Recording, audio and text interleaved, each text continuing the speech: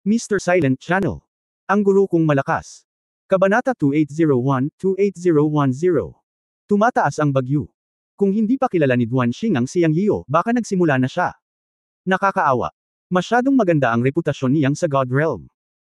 Ang punto ay alam ni Duanxing na ang lahat ng mga taong ipinadala ng 33 Heavens Palace para guluhin si Yang Yio ay mga makapangyarihang tao na may mas mataas na cultivation kaysa kay Yang Yio, ngunit doon ay isang tao lamang, at lahat sila ay pinatay ni Yang Yio. Napakatakot na gumawa ng konklusyong ito, kaya kinailangan itong seryosohin ni Duanxing. Pagkatapos, maingat na sinisiyasat ang impormasyon ni Yang Yio, wala pang 100,000 taon lamang mula noong umakyat siya sa God Realm, hindi binibilang ang daan-daang libong taon ng paglilinang sa Chen Kun Pot, at ngayon ay nasa intermediate level na siya ng Heavenly Dao Realm. Ang bilis ng paglilinang na ito ay kakilakilabot. Kaya sa pananaw ni Duanxing, isa lang siyang freak na nagbabago sa mundo. Bilang karagdagan, si Yang Yio ay ang ina po ng Chen Kun God, at ngayon ay pinamumunuan niya ang Chen Kun Temple. Maging ito ay personal na paglilinang o katayuan, siya ay lumaki sa punto na nagpapatakot sa emperador. Nang lumitaw sa mundo ang matandang kuneho ng Thunder Venerable ng Chen Kun Temple, nawala si Yang Yian. Nagpakita lang ulit siya kanina, ngunit hindi niya inaasahan na dumiretso si Yang Yian sa base ng kanilang Chanzo, at kumuha ng kayamanan mula sa pamilya Bai at papatayin ang strongman ng Tiansheng Temple. Ito ay nagpagalit sa Emperor, at direkta niyang pinangalanan siya, ang Thunder King Kong, upang mamuno sa koponan. Sa pagkakataong ito, tiyak na papatayin niya si Yang Yian. Ngunit alam ni Duanxing na hindi magiging ganoon ka-simple si Yang Yian. Ngayon ay tila mas mahirap siyang pakitunguhan kaysa sa inaakala niya. Ngayon lang, sinubukan niyang harapin si Yang Yian sa paraan ng pag-atake sa puso, ngunit hindi niya inaasahan na ang batang ito ay tatalikod at haharapin siya ng may mas mahigpit na ugali. Ano ba talaga ang pinagkakatiwalaan niya? O nagbibiro lang siya? Hindi talaga matiyak ni Duanxing. Ngunit ang arrow ay nasa string at kailangan niyang subukan ito. Ang batang ito ba ay kasing sama ng kanyang nalalaman? Ngayon lang talaga siya natakot sa sinabi ng bata. Mukhang mayroon siyang malaking bagay na maaasahan, at maaari niya itong patayin, isang ikalimang antas ng pagkakaroon ng Heavenly Dao, sa isang suntok. Kung may ibang tao sa gitnang yugto ng Heavenly Dao Realm na nagsabi ng ganoong bagay, sasampalin siya ni Duanxing hanggang sa mamatay kaagad. Pero iba noong sinabi ito ni Yang Yio.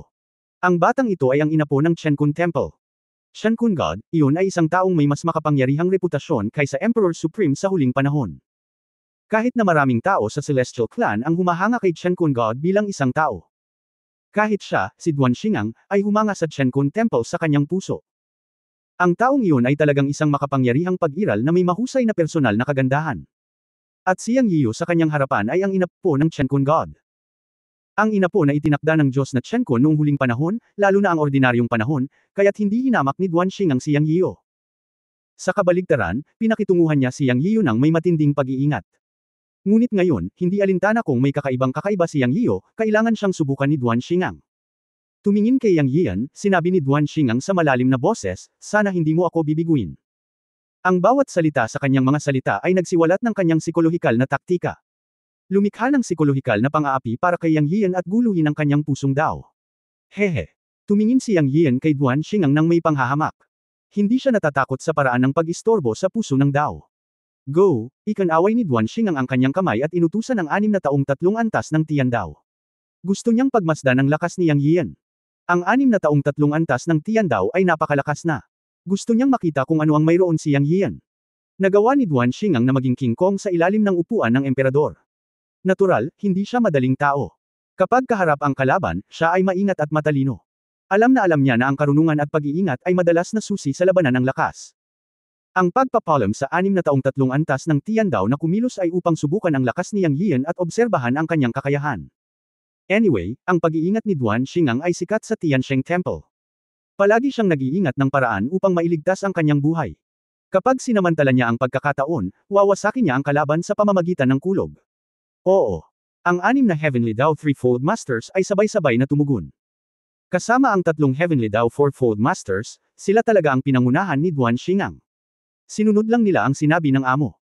Kahit na si Yang Yio ay isang Heavenly Dao Fivefold Master sa ngayon, hindi sila Lil Ingon.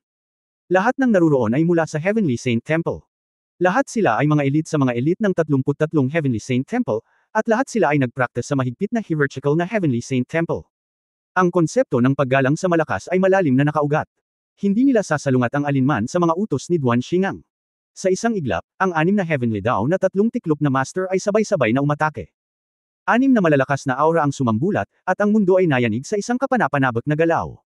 Isang malakas na hakbang ng pagpatay. Ginawa kaagad sa pag-atake nila. Kinaikit ni Yang Yiyu ang kanyang mga mata, at gumalaw ang kanyang puso. Lumitaw ang mga pakpak ng Fengyan sa likuran niya.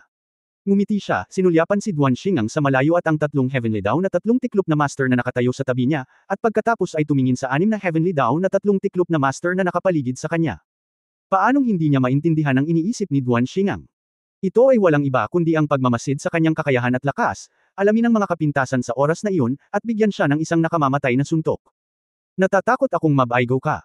Sinabi niyang sa kanyang sarili, at pagkatapos ay sumigaw siya, ang hangin at mga ulap ay tumataas, ang dagat ng mga ulap. Ho! Sa isang iglap, nagulo ang mundo. Matagal na niyang pinaghandaan. Ngayon na ang hangin at mga ulap ay nagsisimula ng tumaas, ang dagat ng mga ulap ay nabuo sa isang iglap. Sa loob ng 10,000 metro, gamulong ang dagat ng mga ulap at nabuo ang domain. Nakapatay na siya ng 10 dakilang Heavenly Daw Realm Masters noong araw na iyon sa pagkilos na ito, ngunit hindi niya alam kung gagana ito sa mga master ng Heavenly Daw Rule, lalo na sa mga nasa ika-4 at ika-5 antas ng Heavenly Daw, at kung kaya niyang kontrolin si Duan Xingang. Gayunpaman, tiwala pa rin siya na mabibitag niya ang ikatlong antas ng Heavenly Daw. Nakuha niya ang Fengyan Wings, ang kayamanan ng pamilya Bai, at Senisi. Siyempre, hindi ito walang kabuluhan. Gamit ang Fengyan Wings bilang core, maaari niyang ipakita ang Sea of Clouds domain, na siyang home court niya, na ginagawang advantage ang disadvantage sa mga numero. Sa simula, dehado siya sa mga numero kapag kaharap ang 10 mahuhusay na Rule Masters, ngunit ngayong lumitaw ang Sea of Clouds domain, maaari niyang sirain ang kawalan na ito at gawing kalamangan ang kanyang kawalan. Ang Fengyan Wings ay hindi lamang isang pares ng mga pakpak. Ang mga pakpak ay isang anyo lamang. Ang talagang makapangyarihan ay ang orihinal na kapangyarihan ni Fengyan. Ito ang kapangyarihang nabuo sa pamamagitan ng paglikha ng langit at lupa, at ito ang likas na kapangyarihan na may mga tuntunin. Kaya bagaman hindi mapagpakumbaba si Yang Yiyu sa kanyang puso, ang pagbuo ng dagat ng mga ulap ay pinagmumulan ng kumpiyansa para sa kanya. Kahit papaano para sa ikatlong antas ng Heavenly Daw, walang problema sa pagpapabulag sa kanila sa dagat ng mga ulap. Sa dagat ng mga ulap na hamarang sa kanyang kamalayan at paningin, hindi siya naapektuhan. Ang susunod na hakbang ay ang maniobra at patayin ang malalakas na lalaki na umiral sa ilalim ng mga panuntunan ng Heavenly Daw.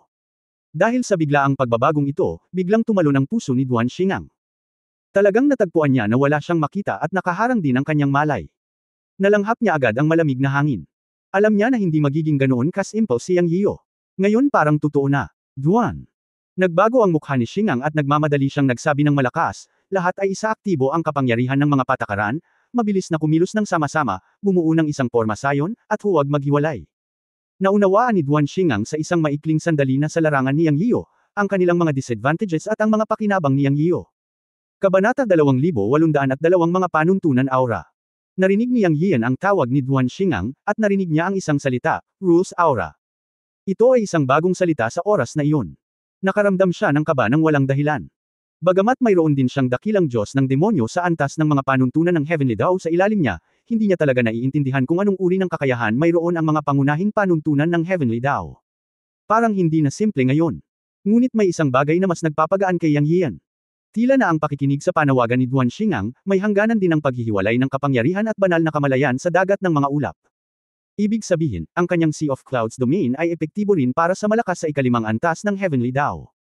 Hanggat ito ay umiiral, kahit na mayroon silang anumang mga patakaran na aura, si Yang Yiyan ay hindi natatakot. Sa kanyang nasasakupan, siya ang ganap na Panginoon. Sa pagbabalik sa kanyang katinuan, si Yang Yiyan ay tumingin ng mabuti at nakita na ang 6 na Heavenly Daw na ikatlong antas ay higit sa 10 metro ang layo mula sa tuktok ng bundok kung saan siya naroon, at pinalibutan siya, ngunit sa dagat ng mga ulap, sila ay naging bulag. Matapos marinig ang tawag ni Duan Xingang, agad siyang huminto, ngunit isa-isang umungol ang buong katawan niya, na naging sanhi ng pagkagulo ng dagat ng mga ulap. Kitang-kita niya na ang bawat isa sa 6 na tao ay bumubuo ng isang 9 na metrong aura, na isang hindi nakikitang puwersa. Naisip niya na maaaring ito ang tinatawag na rule aura na binanggit ni Duan Xingang, na mukhang katulad ng kanyang sariling Yunhai domain. Medyo kawili-wili. Alam mo ba kung ang iyong rule aura ay maaaring hadlangan ng aking pag-atake? Sabi ni Yang Yiyu sa sarili. Wala siyang pakialam. Sa kanyang mga mata, ang 6 na tao ay lahat ay Sol M na sa sandaling ito, at hindi na nagkaroon ng kay-abangan noon. Mayabang ka pa naman, boring. Ungol ni Yang. Si Duan Xingang at ang 3 pang-4 na antas ng Heavenly Daw Masters ay nakatayo pa rin sa ere 100 metro ang layo. Gayunpaman, naramdaman ni Yang Yiyu na pinalabas din ni Duan Xingang ang 5 elementong aura, na napakalakas. Ngumisi si Yang Yiyu. Hindi niya muna pinansin si Duan Xingang sa ngayon. Ngayon sa kanyang domain, isa-isa niyang haharapin ang mga taong ito. Ang Persimmon ay dapat na mapili ng malambot. Magsimula sa 6 na pangatlong antas ng Heavenly Dao Masters.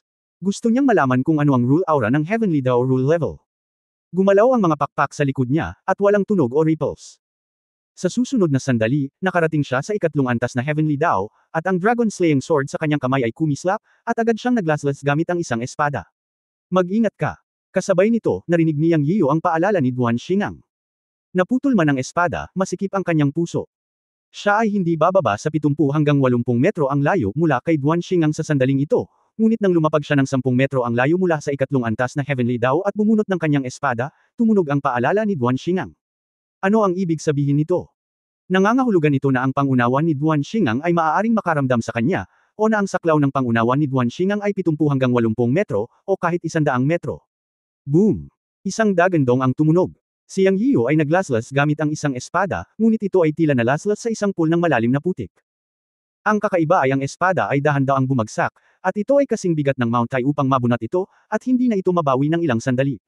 Biglang pumasok sa isip niya ang 4 na salitang, Rule Aura. Sa oras na ito, naramdaman niya ang dalawang paghinga na nagmumula sa harap at likod, ang isa sa kanyang likuran ay napakalakas, at ang isa sa harap ay mas mahina. Walang alinlangan na ang nasa likuran niya ay galing kay Duan Xingang, ramdam niya ito nang hindi man lang tumitingin. At ang nasa harap niya ay natural na target ng kanyang pag-atake, ang 3 antas ng Heavenly Clan. Sa sandaling ito, tiyak na binitawan ni Yang Yiyo ang Dragon Slaying Sword, at ang kanyang katawan ay gumalaw at lumipad sa kalangitan, umakyat sa taas na ilang libong metro sa isang iglap, na nasa saklaw pa rin ng kanyang dagat ng mga ulap. Boom boom! Dalawang ungol ang yumanig sa kanyang katawan. Sa kabutihang palad, nasakop niya ang pangunahing field sa dagat ng mga ulap at naiwasan ito sa isang iglap, ngunit ang dalawang pag-atake ay sunod-sunod na bumagsak sa Dragon Slaying Sword, na naging sanhi ng pag-atake ng Dragon Slaying Sword. Ang kanyang buhay ay nauugnay sa Dragon Slaying Sword, at hindi maiiwasang makaranas ng backlash, ngunit hindi ito isang malaking bagay.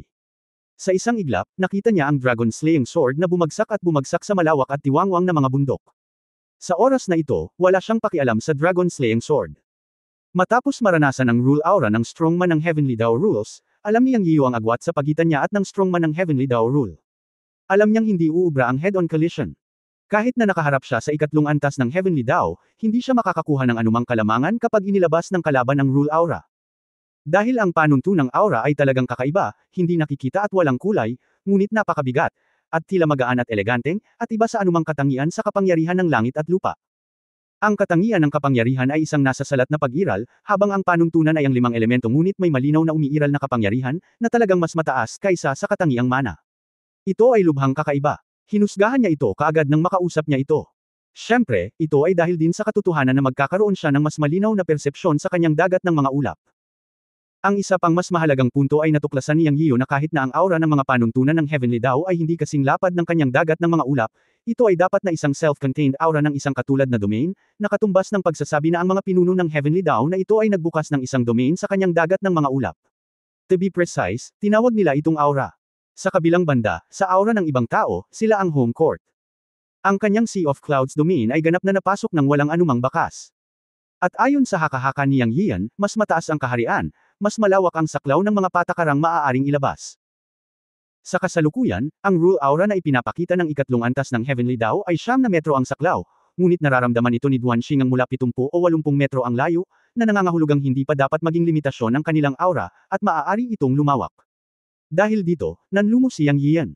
Kung sakali, siya ay sumangot ng malamig, at ang hangin at mga pakpak ng ulap sa likod niya ay muling gumalaw, direktang pinalawak ang dagat ng mga ulap sa pinakamataas, mula 10,000 metro ng direkta sa 100,000 metro.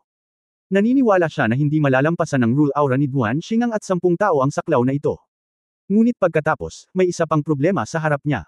Tiningnan niya itong mabuti, at kasama si Duan Xingang bilang sentro, sinimulan niyang pagsamahin ang 9 na mundo. Sa perception, napag-alaman na ang rule aura ni Duan Xingang at 10 tao ay aktwal na umabot sa saklaw na 300 metro. Bagamat hindi ito kumalat, katumbas ito ng nasa loob ng 300 metrong hanay ng 10 tao, at hindi maaapektuhan ng Sea of Clouds domain. Sa ganitong paraan, talagang mahihirapan siyang harapin ang mga master ng Heavenly Dao rule na ito ng paisa-isa. Hindi ako naniniwala na wala kang paraan, nagpa siya si Yang Yiyo at sinimulan ang pangalawang alon ng pag-uudyok ng gulo. Ang Cloud Sea domain ay simula pa lamang. Sumunod, mayroon pa siyang kidlat at kulog, at ulan na nagiging yelo. Hanggat muli silang nagkahiwalay, maaari pa rin silang bumalik sa orihinal na landas. Ewan ko lang kung gagana ang rule aura sa kanila. Anyway, kailangan kong subukan. So far, advantage pa rin niya. Dahil kung tutuusin, ang mga taong ito ay nasa kanyang Cloud Sea domain pa rin, at ang domain na ito ay lumawak na ngayon sa hanay na 100,000 metro. Pagkuha. Isang malalim na hininga, sinabi ni Yang Yiu sa malalim na boses, kulog. Ulan. Yelo. Ang tatlong pangunahing mga galaw ay inilabas sa sunod-sunod. Boom, crack. Ang kulog ay gumulong sa itaas ng siyam na langit, ang kidlat at kulog, at ang kidlat ay lumangoy sa dagat na ulap. Sa ilalim ng malakas na hangin, ang orihinal na puting Cloud Sea ay naging madilim na ulap, at ang buong kalangitan ng Cloud Sea ay biglang lumabo, madilim at nakapanlulumo. Kidlat at kulog. Pagkatapos ay lumitaw ang ulan, na sumasakop sa isang lugar na 100,000 metro. Ang isa pang pagbabago, ang dagat ng mga ulap ay nagsimulang mag-freeze. Naku, may mga variable, na apektuhan ang aura ko. Ako din. Ang 6 na Heavenly Dao third level sa ibaba ay hindi na kasing ganda ng dati, at nagsimulang magpanik. Matapos itong makita mula sa itaas, ngumiti si Yang Yiu. Nadagdagan niya ang kanyang kapangyarihan sa kanyang puso. Kung sila ay dumating muli, sila ay tiyak na magugulo, at pagkatapos ay magkakaroon ng mga kapintasan. Kabanata 2803 Chaos Clock Changes. Nagtago si Yang Yian sa mga ulap sa kalangitan at pinaandar ang kanyang mahiwagang kapangyarihan, na nagdulot ng kidlat at kulog sa buong dagat ng mga ulap, hangin at ulan, at sa wakas ay naging isang nagyelo na estado. Tapos, umawang ang bibig ni Yang Yian, na hindi gaanong naiiba sa inaasahan niya. Nakita ko na ang 6 na tao sa ibaba ng 3 antas ng Heavenly Dao ay hindi na makahawak at nagsimulang magulo. Malinaw na naramdaman ni Yang Yian na ang 6 na panuntunan ng aura ay nagsimulang mag-alinlangan. Ilang sandali lang ay bumagsak na sila. Hanggat bumagsak ang kanilang mga patakaran, maaari niyang ihiwalay ang mga ito at makahanap ng pagkakataong patayin sila. Ang pinakamatatag ay si Duan Xingang. Gaya ng inaasahan sa pagkakaroon ng ikalimang antas ng Heavenly Dao, ang kanyang rules aura ay napaka-stable. Siyempre, hindi masasabing wala man lang impluensya. Sa medyo pagsasalita lang, mukhang matatag si Duan Xingang. Sa katunayan, nararamdaman ni Yang Yian na naapektuhan din si Duan Xingang, ngunit sinusubukan lang niya ang kanyang makakaya upang mapanatili ang kanyang sariling rules aura mula sa pagbagsak. Pangalawa ang tatlong tao sa ika-4 na antas ng Heavenly Dao. Masasabi na lang nilang tatlo na halos hindi na sila nagme-maintain at nasa kalagayan na sila ng labis. Ito ay sa loob ng kanyang inaasahan. Ang dagat ng mga ulap na nabuo ng orihinal na kapangyarihan ng hangin at mga pakpak ng ulap kasama ang natatanging domain time ng kanyang Dao 3 Power New City ay natatangi at hindi napakadaling labanan. Bukod dito, sa huling pagsusuri, ang mga taong ito ay nasa kanyang domain pa rin. Sa pangkalahatan, nasa ilalim pa rin sila ng kanyang kontrol. Sadyang mayroon silang sariling likas na aura ng panuntunan, na nagbawas ng mga paghihigpit sa aura ng dagat ng mga ulap. Sa huling pagsusuri, labis pa rin silang naapektuhan. Pagkatapos ng halos 10 paghinga ng oras, nagliwanag ang mga mata ni Yang Yiu ngayon na. Kitang-kita niya sa itaas ni Duan Xingang at ng iba pa na ang 6 na tatlong antas ng panuntunang aura ng Heavenly Dao sa wakas ay hindi na makayanan at tuluyang bumagsak. Sa sumunod na sandali ay ikinaway niya ang kanyang kamay, at biglang gamulong ang madilim na ulap at ang hangin at mga ulap ay nagngangalit. Sa isang iglap, sumugod sila patungo sa 6 na tatlong antas na Heavenly Dao. Mag-ingat na huwag maghiwalay. Sa sandaling ito, hindi kalmado ang puso ni Duan Xingang. Natural niyang natuklasan na ang 6 na 3-level rule aura ng Heavenly Dao sa ilalim ng kanyang pamumuno ay bumagsak, at alam niyang ito na ang pinakamapanganib na oras. Sa domain world ni Yang Yiu, kapag bumagsak ang rule aura, ang mga kahihinatnan ay magiging napakaseryoso. Ang pinakadirektang bagay ay ang paghiwalayin sila ni Yang Yian at paghiwalayin, at pagkatapos ay matatalo sila ng isa-isa.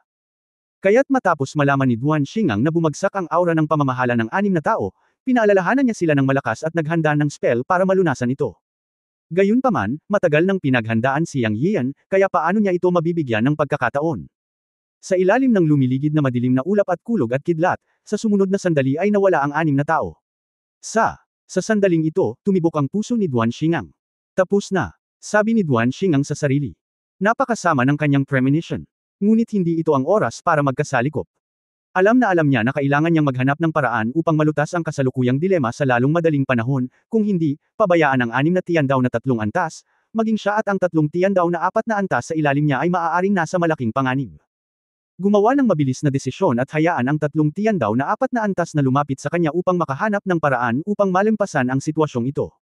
Nakita rin ni Yang Yian ang mga kilos ni Duan Xingang, ngunit wala siyang pakialam sa pag-iisip. Gaano man kalaki ang iyong paghagis, kailangan mong nasa aking Cloud Sea area na 100,000 metro. Maliban na lang kung may kakayahan kang sumugod palabas ng Cloud Sea area, hahayaan ba niyang sumugod si Duan Xingang ng ganoon kadali? Ang sagot ay natural na hindi. Sa sandaling ito, walang oras si Yang Yiyo para bigyang pansin si Duan Xingang. Ang focus ngayon ay patayin ang 6 na Heavenly Dao Threefold na pinaghiwalay niya. Sa isang serye ng mga trick, ang 6 na Heavenly Dao Threefold ay ipinadala libu-libong metro ang layo mula kay Duan Xingang. At hindi sila naghiwalay, hindi magkasama. Ito ang bentahe sa kanyang larangan. Hanggat gusto niya, maaaring magbago ang larangan ayon sa kanyang iniisip. Una, pinili niya ang unang Heavenly Dao Threefold, ngunit ito ay isang taong matabang. Ang taong ito ay may solemn na mukha sa oras na ito, at natural na naramdaman niya ang panganib. Nabuo ang kulog, kidlat, ulan at yelo sa dagat ng mga ulap. Matapos bumagsak ang kanyang rule aura, umiikot ang sumunod na segundo. Sa oras na ito, ang paligid ay napuno ng madilim na ulap, at may mga kulog na bombardment paminsan-minsan. Mayroon ding napakalakas na puwersa ng ulan na nagiging yelo, na patuloy na bumabagsak. Ang taong grasa ay patuloy na hinihimok ang rule aura na lumaban. Sobrang nakakapagod na i-activate ang rules at paulit-ulit na bumagsak, ngunit kailangan niyang gawin ito dahil ang rules aura lang ang makakalaban sa kapangyarihan ng field na ito na madilim na. Hindi siya naglakas loob na huminto, dahil kung siya ay tumigil, ito ay maaaring kanyang pagbagsak. Ngumisi si Yang Yiyo. Pinagmamasdan ng taong grasa na patuloy na ina-activate ang rules aura, sinabi niya sa kanyang sarili, sure enough, mahina pa rin ang kapangyarihan ng isang single. Ngayon, sisimulan ko muna kayo. Pagkatapos nito, pinaandar niya ang Chaos Bell sa kanyang kamay, go. Nakatayo sa itaas ng ulo ng taong mataba, pinaandar ni Yang Yiyo ang Chaos Bell, at ang Chaos Bell ay biglang lumaki, na naging isang malaking diameter na daan-daang metro, na sumasakop sa ulo ng taong mataba. Ina-activate pa ng kawawang matabang aura ang rules aura, at hindi niya alam na may nahulog na malaking kampana mula sa langit at tuluyang bumalot sa kanya. Sa isang tiyak na sandali, sa wakas ay natagpuan ng matabang lalaki ang isang bagay na mali, ngunit ang lahat ay tapos na. Dong! Isang kampana ang tumunog, nanginginig ang kaluluwa. Ah, hindi. Nalaman ito ng taong grasa sa huling sandali, ngunit wala siyang magawa. Ang Chaos Bell ay isang pinakamataas na mahiwagang instrumento na nalampasan ang daan ng langit.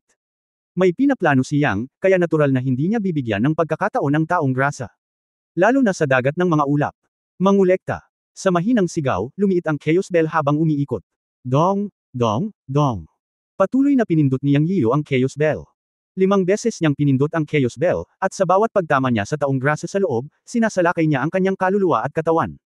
Siya ay orihinal na nais na tamaan ito ng 9 na beses upang maabot ang maksimum na pag-atake, ngunit hindi niya inaasahan na pagkatapos ng 5 mga hit, ang taong grasa sa kaguluhan ay naging isang pool ng makapal na tubig, at walang natira. Gayunpaman, naantig si Yang Yiyo sa isang bagay. Ibig sabihin, bagamat naalis din ang kaluluwa ng taong grasa, hindi ito sumangga. Sa halip, natagpuan niya na ito ay hinihigop ng Chaos Bell. Ito ang unang pagkakataon na nalaman niyang talagang nilamon ng Chaos Bell ang kapangyarihan ng kaluluwa. Naramdaman niya kaagad na tila iba ang 9 na inscription sa Chaos Bell. Pagkatapos ng maingat na pakiramdam, nalaman niyang medyo lumakas ang kapangyarihan ng mga inscription, at mukhang mas gininto ang ito. Dahil sa pagtuklas na ito, medyo hindi komportable si Yang Yiyo, ngunit agad niya itong isinantabi at hindi nag-abala sa mga detalyeng ito. Gayunpaman, naramdaman niya na ang Chaos Bell ay medyo mas makapangyarihan at espiritual, na isang magandang bagay para sa kanya, ang Master ng Kaguluhan. Ang target ay patuloy na inilagay sa susunod na tao sa ikatlong antas ng Heavenly Dao. Siya, gumawa ng mga kanyan sa parehong paraan at inalagaan ang mga ito ng paisa-isa. Siya ay maawin, dahil ang mga taong ito ng Heavenly Clan ay ang pinakamakapangyarihang subordinate sa ilalim ng Emperor. Wala siyang dahilan para maging malambot ang puso sa kanila, at hinding-hindi niya ipagtatanggol ang sinumang mapapatay niya. Ito ay isang relasyon ng ikaw o ako. Kung hindi siya malakas ngayon, sasabog siya sa slag at mawawala ng mga taong ito. Kinokontrol niya ang Chaos Bell para masira ang mga ito isa-isa, mas mabilis at mas mabilis. Wala pang 10 minuto, napatay niya ang 6 na tao sa ikatlong antas ng Heavenly Dao. Sa sandaling ito, nalaman niya na ang 9 na inscription sa Chaos Bell, na orihinal na ginto, ay tila naging lila.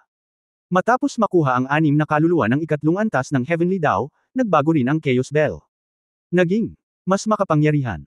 Ito ang personal na karanasan ni Yang Yiyo. Ha, kahit anong maging ikaw ang kampana sa kamay ko.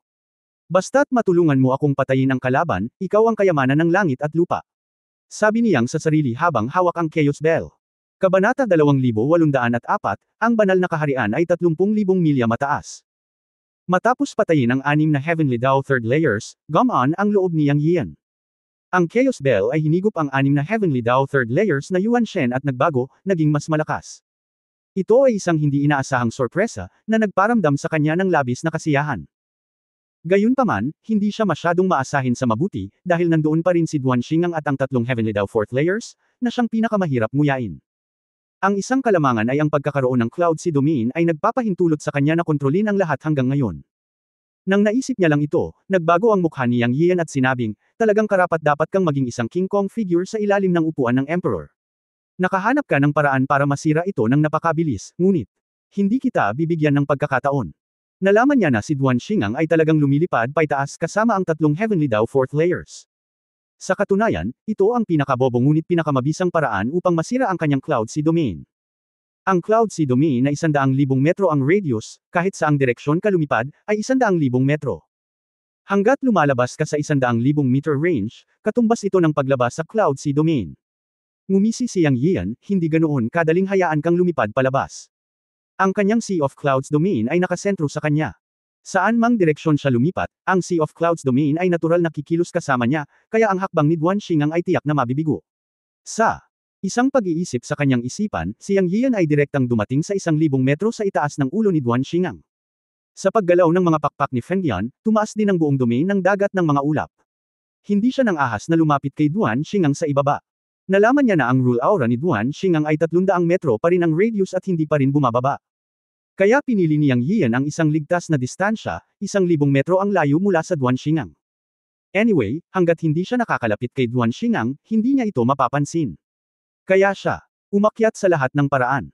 Sa isang kisap mata, tumaas siya ng 10,000 metro sa lugar. Sa oras na ito, biglang naisip ni Yang Yian ang isang problema at masama ang pakiramdam. Ibig sabihin, kung patuloy siyang bumangon ng ganito, hindi ba siya lalampas sa God Realm? Sinasabing mayroong kaguluhan sa 30,000 milya sa labas ng God Realm, at mayroong malaking kawalan sa loob ng 30,000 milya, na napakahiwaga din. Ang God Realm tulad ng Chenkun Temple ay nakatago sa malaking kawalan. Kung tungkol sa lupain ng kaguluhan, walang makakapasok dito. Hindi banggitin kung ano ang nasa loob ng kaguluhan, ang nagliliyab na araw na sumisikat sa taas na 30,000 milya ay sapat na upang matuno ang lahat ng mga nilalang sa God Realm. Kahit na ang mataas na antas ng Heavenly Dao ay hindi nang ahas na padalos-dalos na tumaas sa taas na 10,000 milya. Bagamat may lubos na tiwala si Yang Yiu sa pagtaas ng dagat ng mga ulap, hindi siya nang ahas na ginagarantiyahan na mapapanatili niya ang dagat ng mga ulap sa isang tiyak na taas. Pagkatapos ay bigla niyang napagtanto na marahil ito ang gustong gawin ni Duan Xingang. Dapat maunawaan ng taong ito ang kapaligiran ng mataas na kalangitan ng God Realm, kaya gusto niyang magmadali at subukan ito ng direkta. Dapat sabihin na ang pamamaraang ito ay nagpaparamdam kay Yang Yiu na tuso. Matapos pag-isipan ito, hindi ito sasayangin ni Yang Yiu, dahil natatakot din siya sa mga aksidente. Ang kaguluhan sa labas ng 30,000 milya na mataas na kalangitan ng God Realm ay isang malaking bawal. Pabayaan ang kaguluhan, kahit na nagmamadali kang lumabas sa taas na 10,000 milya upang maabot ang Great Void, maaaring maraming hindi alam. Natural, hindi ka na makakabangon. Upang maiwasan ang mga aksidente, gumawa ng mabilis na desisyon si Yang Yiu at inatake si Duan Xingang at ang iba pang apat. Hindi niya hiniling na saktan sila, hanggat maaari niyang matakpan ang mga ito. Nasa loob ng 300 metro ang rule aura ni Duan Xingang. Hanggat kaya niyang itaboy ang sinuman sa kanila mula sa rule aura ni Duan Xingang, magkakaroon siya ng paraan para patayin siya. Darating ang kulog. Darating ang ulan. Darating ang hangin. Ang mga ulap ay gumagalaw. Naantig ang puso ni Yang, at hinimok niya ang katangian ng kulog at katangian ng tubig na Dao Tree sa kanyang katawan, at ang mga pakpak ng hangin at ulap sa likod niya ay kumikislap. Ilang saglit, may kidlat at kulog sa langit. Sinasadya niyang ginabayan ng kulog upang salakayin si Duan Xingang. Bilang resulta, lumalabas na si Duan Xingang ay hindi natatakot sa kulog. Isang kulog ang tumama kay Duan Xingang, ngunit agad itong nawala, na ikinagulat ni Yang Yian. Naisip naman niya ang pangalang ipinakilala ni Duan Xingang dati si Thunder King Kong. Ngayon sa tingin ko hindi siya dapat matakot sa kulog at kidlat. Baka kulog ang talent niya. Si Duan Xingang ay hindi natatakot sa kapangyarihan ng kulog, ngunit hindi ito nangangahulugan na ang tatlong makalangit na 4 na antas ng Dao sa paligid niya ay hindi natatakot sa kulog. Isang kulog ang bumagsak, at hinaranggan ito ni Duan Xingang, ngunit ang tatlong makalangit na Dao na 4 na antas na kapwa-disipulo ay hindi ito naharang. Sila ay nagulo at tumigil sa paglipad pataas. Lahat, bumuo ng porma sayon, huwag maghiwalay. Malakas na sumigaw si Duan Xingang na may malungkot na mukha. Siya ay galit na galit habang sumisigaw, at ang kanyang figure ay kumikislap upang lutisin ang eksena ng tatlong kapwa-disipulo ng ika-4 na antas ng Heavenly Dao na inaatake ng kulog. Ang aura ng mga patakaran ay naging mas malakas at mas malakas. Ngunit sa sumunod na sandali, bumugso ang kidlat sa buong katawan niya, na bumubuo ng kalasag ng kidlat upang protektahan silang apat. Pagkaraang makita ito, ulong si Yang Yiyu sa langit, mahirap talagang pakitunguhan. Mukhang hindi natin ito magagawa ng walang komprontasyon. Sa kasong ito, maranasan natin ang mga pamamaraan ng pang-4 at ika-5 antas ng Master ng Heavenly Dao Rules. Noong una ay gusto lang niyang gamitin ang kapangyarihan ng dagat ng mga ulap para magtago sa dilim at isa-isang patayin ang mga taong ito, ngunit nang bitawan ni Duan Xing ang Thunder Tribulation Barrier para protektahan silang lahat, alam niyang wala itong silbi at kailangan niyang gumamit ng dahas. Dahil ang kulog na binitawan niya sa sandaling ito ay hihigop lamang ni Duan Xing at ang lakas ng hangin, ulap, ulan at yelo ay hindi makakalaban sa labas ng kidlat na hadlang ni Duan Xing. Higit pa rito, mayroong 300 metrong regular na aura sa labas, nakatumbas ng 2 pangunahing sistema ng pagtatanggol. Ang kanyang Sea of Clouds domain ay tila walang magawa kay Duan Xing. Sa totoo lang, talagang nabahala si Yang Yiyan kay Duan Xing. Nagulat siya na may talent talaga ang taong ito. Para sa kulog at kidlat, na medyo bihira. Ang Thunder ang pinakamalakas na puwersa sa mundo. Napakakaunting mga tao ang maaaring magsanay at magkaroon ng talento para sa kulog. Ngunit kung ang isa sa kanila ay lumitaw, siya ay magiging isang kahangahangang tao. Ang taong ito ay talagang ang Thunder King Kong sa ilalim ng Emperor. Bakit wala akong ganoong tao sa ilalim ng aking upuan? Ulong si Yang, at lumipad pababa sa isang iglap. Alam niyang iisa lang ang paraan para harapin siya ng direkta. Sa ganitong paraan lamang siya makakahanap ng kapintasan. Boom! Gumawa siya ng kanyan sa parehong paraan, at pinaandar pa rin ang Chaos Bell, hinayaan itong mahulog mula sa langit. Sa pagkakataong ito, direkta itong naging isang malaking kampana na may diameter na 900 metro, na sumasakop kay Duan Xing at sa iba pang 4. Si Yang Yiyan ay nakatayo sa tuktok ng Chaos Bell sa sandaling ito, kinokontrol ang Chaos Bell upang direktang takpan si Duan Xing at ang iba pang 4. Hanggat tinatakpan niya ang mga taong ito, kakatok siya sa Chaos Bell para i-activate ito, at hindi siya naniniwalang makakayanan nila ito. Siyempre, akala niya, pero hindi niya alam kung pwede ba talaga.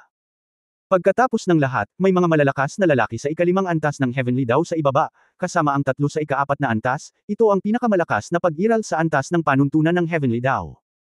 Sa panghuling pagsusuri, ang Chaos Bell ay talagang makapangyarihan, ngunit ang kanyang antas ng paglilinang ay malayo kaysa kay Duan Xing at sa iba pang 4. Si Yang Yiyu mismo ay hindi sigurado kung kaya niyang harapin ang 4. Pero kahit anong mangyari, kailangan niyang gawin. Tumunog ang isang kampana, at gamulong ang dagat ng mga ulap. Si Duan Xing sa ibaba, gayunpaman, ay nagbago ng kanyang mukha at sumigaw, bumuo ng isang porma sayon at gamitin ang lahat ng iyong lakas upang buksan ang panuntunang aura, bilang. Nang matapos siyang magsalita, ang buong katawan ni Duan Xing ay nagniningning ng banal na liwanag, at isang nakasisilaw na kidlat ang lumabas sa kanyang katawan at dumiretso sa langit. Kabanata 2805, Han Yuan Lightning Pearl. Boom! May dagandong. Nagulat si Yang Yiyu. Minamaliit pa rin niya si Duan Xing. Sa hindi inaasahang pagkakataon, may lumabas na kidlat mula sa katawan ni Duan Xing, na mukhang kasing kapal ng braso, ngunit sa hindi inaasahang pagkakataon, ito ay direktang sumabog sa Chaos Bell, ibig sabihin, nalaman ni Duan Xing na tinakpan siya ng Chaos Bell sa unang pagkakataon. Siya, kumilos ng desidido, at ang kapangyarihan ng kidlat na lumabas sa kanyang katawan ay pambihira. Talagang hinaranggan nito ang Chaos Bell mula sa pagbagsak at pinahinto ito sa isang lugar na 100 metro. Hindi na ito maaaring bumagsak pa. Gaano man ito himukin ni Yang Yiyu, hindi ito makababa kahit kaunti. Ang 3 Heavenly Dao 4th layers ay nakatayo sa likod ni Duan Xing at bumuo ng kakaibang porma sayon. Isa-isa, ang mga seal ay sumambulat ng mana, na tila lahat ay pinagsama sa lakas ng kidlat ni Duan Xing. Buzz! Nang inig ang Chaos Bell sa sandaling ito. Nagbago ang mukha ni Yang Yiyu, at natapakan niya ang kanyang paa sa tunog ng Chaos Bell, na hinihimok ang pangalawang pag-atake. Dong! Ang tunog ng kampana ay malambing at pabago-bago, direktang tumatama sa puso at nagpapagulo sa puso ng Taoismo. Nakita ni Yang Yiyu na hindi ito gumana. Nag-make up siya. Kanyang isip. At sunod-sunod na ring tumunog ang bell. 9 na beses niyang inactivate ang Chaos Bell. Ito na ang pinakamataas na pag-atake ng Chaos Bell na maaari niyang i-activate. Pagkatapos ng 9 na magkakasunod na pag-atake, ang kanyang banal na kapangyarihan at kaluluwa ay lubos na natupok. Medyo namutla ang mukha niya at medyo nanginginig ang katawan. Lahat ng nasa domain ay nakikita. This time tumingin na siya. Maliban kay Duan Xing, na tila hindi gaanong naapektuhan, ang iba pang 3 Tiandao 4th level strongmen ay may dugong umaagos mula sa mga sulok ng kanilang mga bibig, at ang paghubog ng kanilang 4 ay nagambala rin niya. Ho! Huminga ng malalim para hawakan ang pagkakataong ito, pinaandar ni Yang Yiyu ang kapangyarihan ng hangin at ulap, at dumiretso kay Duan Xing at sa iba pang 4 na may kulog at kidlat. Hindi niya akalain na kaya niyang patayin ang mga ito, ang kailangan niya ay paghiwa-hiwalayin ang mga ito. Sa pamamagitan lamang ng pagpapakalat ng 4 na taong ito ay malulutas niya ang mga ito. Ang pag-atake na nagpapagana sa Chaos Bell ay gumana. Ang epekto kay Duan Xingang ay maaaring hindi kasing laki ng inaasahan, ngunit ito ay sapat na para sa iba pang tatlong Heavenly Dao Fourth Layers.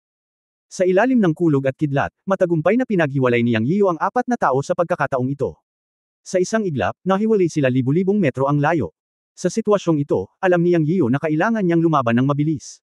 Siya, hindi maantala. Palagi niyang nararamdaman na may trump card pa rin si Duan Xingang, at natatakot siyang baka may mangyari. Sa isang pag-iisip sa kanyang isip, inalis niya ang Chaos Bell at iniwan ang kalangitan sa itaas ng Duan Xingang nang walang pag-aalinlangan, at dumiretso sa isa sa Heavenly Dao Fourth Layers. Sobrang bully ng bata. Binago ni Duan Xingang ang kanyang lakas at nakita na lamang niya ang hitsura ni Yang Yiyu bilang isang sinag ng liwanag, na naglalaho sa dagat ng mga ulap. Grabe ang lungkot ng mukha niya. Sinusubukan na niya si Yang Yiyu sa simula pa lang, ngunit hindi niya inaasahan na lalabas ang batang ito na may malaking galaw, ang Cloud Black Domain, na nagpaikot sa mga ulap at umuulan sa kanyang nasasakupan, na nagpapahiya sa kanya. Pakiramdam niya ay nahulog na ang 6 na Heavenly Dao Third Layers. Agad niyang pinamunuan ang natitirang 4 na Heavenly Dao Fourth Layers na sumugod pataas. Alam ni Duan Xingang kung ano ang nasa itaas ng mataas na kalangitan ng God Realm. Gaano man kalaki ang dagat ng mga ulap ni Yang Yian, palagi siyang makakalabas sa pamamagitan ng pagdiretso sa mataas na kalangitan ng God Realm. Tama na. Pagkatapos tumaas ng libu-libong metro, nabalisa si Yang Yian, ngunit nagsakripisyo siya ng isang malaking sinaunang kampana.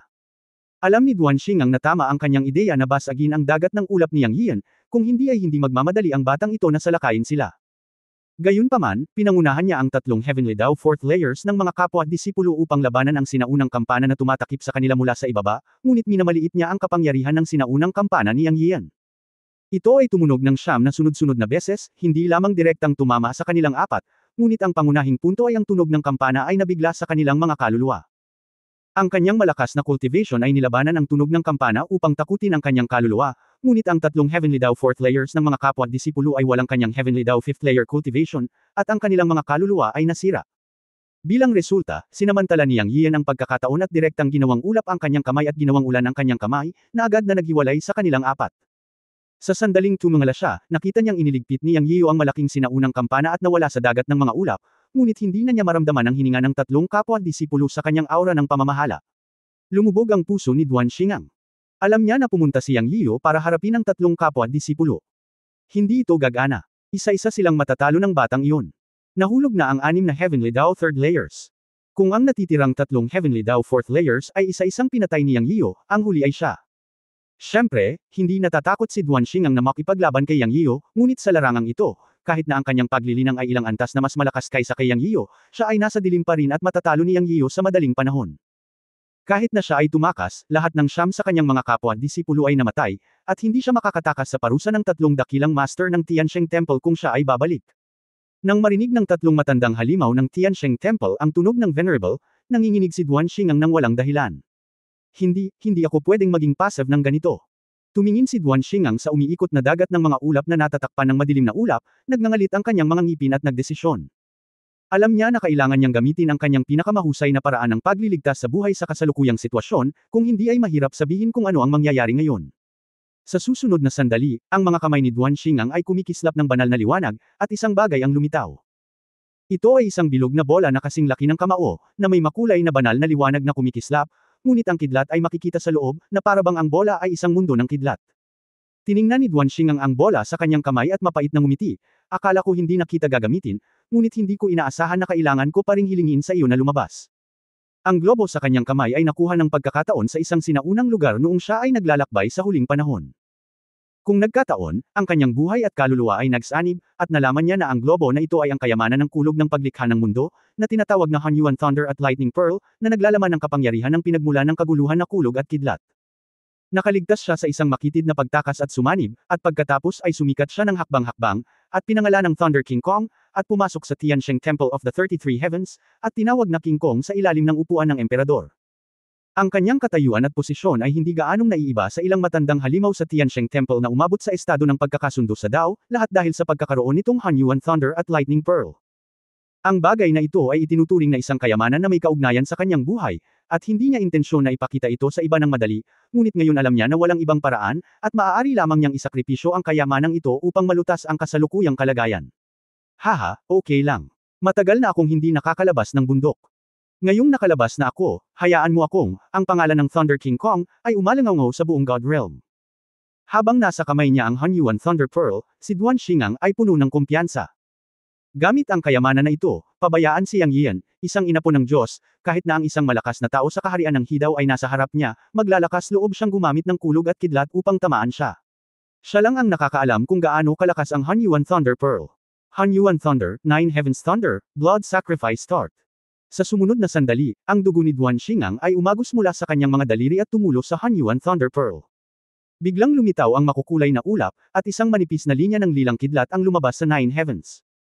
Pagkatapos, ang kulog ay umungol sa itaas ng siyam na langit, at ito ay talagang kumukulog, na bumubuo ng isang madilim na ulap tulad ng isang kulog na kapigatian, na napapalibutan ng kidlat sa loob, na naging mas malaki at mabilis na kumalat. Ang lawak ng daan-daang milya ay pinaliwanagan ng Nine Heavens Thunder. Namula ang mukha ni Duan Xingang, ngunit mahina siyang nagsalita, ang unang kulog at kidlat, ang pagsilang at pagkamatay ng lahat ng bagay, bumagsak. Boom! Bitik! Ang kulog at kidlat sa Nine Heavens ay umalingaw sa buong God Realm, at ang malalaking piraso ng kulog at kidlat ay nahulog sa dagat ng mga ulap ni Yang Yiu. Saan man sila dumaan, naglaho ang maitim na ulap sa dagat ng mga ulap. Kabanata 2806 na pakiramdam ni Yang ay mamamatay siya. Hindi pinansin ni Yang Yian si Duan Xingang, ngunit pagkatapos paghiwalayin ang tatlong Heavenly Dao Fourth Layers, handa na siyang patayin kaagad ang mga ito, at pumunta sa likod ng unang Heavenly Dao Fourth Layer, handang umatake. Kumpiyansa siya na kaya niyang patayin ang tatlong Heavenly Dao Fourth Layers. Dahil pagkatapos ng paghihiwalay, ang mga taong ito ay naging bulag, ngunit ang Heavenly Dao Fourth Layers ay mas malakas kung tutuusin, at ang Rule Aura ay aktwal na umabot sa saklaw na 100 metro. Ngunit tiwala si Yang Yian na masisira niya ang kanilang Rule Aura.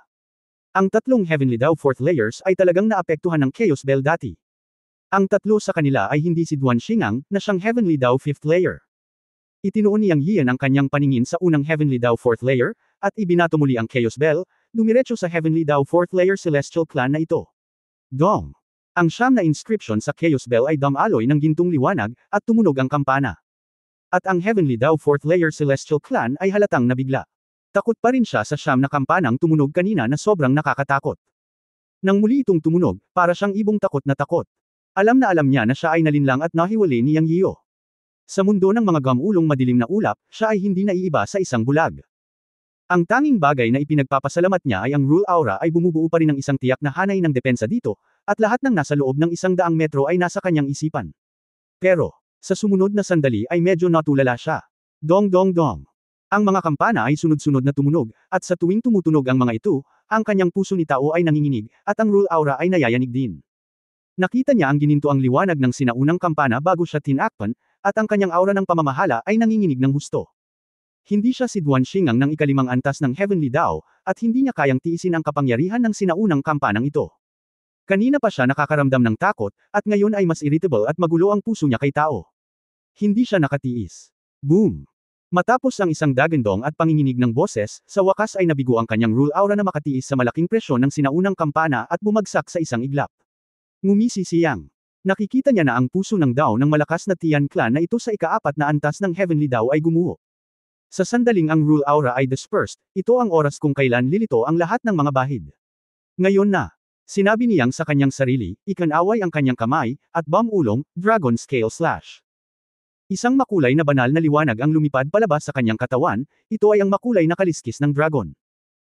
Ang kaliskis ng Ancestral Dragon na ito ay inalagaan sa kanyang katawan sa loob ng hindi mabilang na taon, kasama ang daan-daang libong taon ng pugiling sa Chen Kunpot noon, napag-aralan na niya ang mga katangian ng kaliskis ng dragon, at ito ay ang hari ng mga nakatagong armas na maaaring umatake ng hindi inaasahan. Ito ay tahimik at may bilis at kapangyarihan. Sa sandaling ito, tiwala siya sa paggamit ng makulay na sukat ng dragon para harapin itong Tian Clan ng ika-4 na antas ng Heavenly Dao. Kung ang Tian Clan na ito ng ika-4 na antas ng Heavenly Dao ay may kalmado na pusong Dao, talagang kailangan niyang gumamit ng ilang paraan, at maaaring medyo mahirap ang palihim na pag-atake, ngunit ngayon, sa kanyang paningin, itong Tian Clan ng ika-4 na antas ng Heavenly Dao ay may lahat ng mga kapintasan, at kapag lumitaw ang makulay na sukat ng dragon, magkakaroon ng mga kahihinatnan. Umalangaw-ngaw ang hiyawan sa buong dagat ng mga ulap.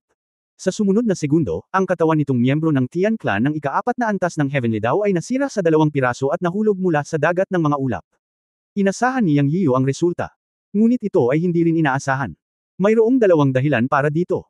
Una, ang 7 kulay na kaliskis ng dragon ay tahimik na umatake at pinutol ang espasyo ng mabilis, at direktang nakalok ito sa miyembro ng Tian Clan ng ika-4 na antas ng Heavenly Dao, na ginagawa siyang buhay na target. Hindi niya maitago ang lahat. Sa kanyang Dao Heart sa kaguluhan, ang depensa nitong miyembro ng Tian Clan ay mahina sa 7 kulay na kaliskis ng dragon, na agad na sinira ang kanyang depensa at tumama sa kanyang vital points.